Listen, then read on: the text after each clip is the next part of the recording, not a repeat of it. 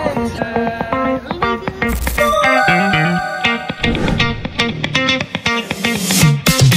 what's up mga kamag-anak? It's me again, your Kuya Jess. Nandito tayo ngayon sa Novotel dahil may attendan tayong event. Mag-enjoy tayo dito. Okay? Let's go! Hi guys, ito na nga mga kamag-anak, yung mga kasama kong content creator, Jayco TV. Chetty Grace po. Let's go! Ito mga kamag-anak, sikat na sikat din to eh. Ano? Mga kabanding, kamag-anak. Yun yung tumatak sa akin sa Drag Race ng term.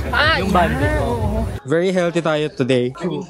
Tapos ito yung pangalan ng show, Be the Next 9 Dreamers. Ano to, parang reality show? Yung mga training na ginagawa ng mga K-pop stars, diba, sa Korea. At ito na nga mga kamag-anak, yung mga mentors nitong ating mga masiswerteng 75 Dreamers. At grabe, super bigatin nito. Kilala sila globally, lalo na ang magiging host nitong show na to na si Dara. At bagong-bago sa kanya to dahil first time niya daw magiging isang host. Actually, I'm really excited and nervous at the same time because it's a new challenge for me because I tried a lot being on stage, acting, being on a musical show, but being a main host is my first time.